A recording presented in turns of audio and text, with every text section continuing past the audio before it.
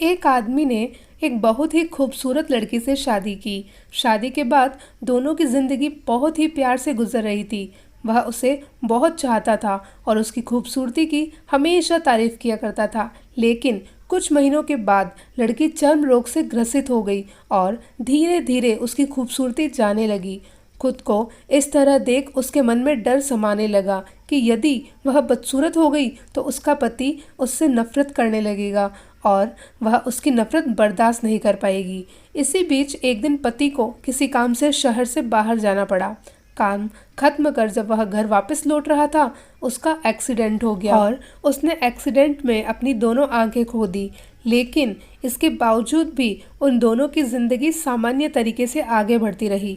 समय गुजरता रहा और पत्नी चर्म रोग के कारण लड़की ने अपनी खूबसूरती पूरी तरह गंवा दी। वह बदसूरत हो गई, लेकिन अंधे पति को इस बारे में कुछ भी पता नहीं था। इसलिए इसका उसके खूबसूरत खुशहाल विवाहित जीवन पर कोई भी प्रभाव नहीं पड़ा। वह उसे उसी तरह प्यार करता रहा। एक दिन उस लड़की की मौत हो गई। पति अब बिल्कुल अकेला हो गया था। वह बहुत दुखी था। वह उस शहर को छोड़कर जाना चाहता था। उसने अंतिम संस्कार की सारी क्रियाविधि पूर्ण की और शहर छोड़कर जाने लगा।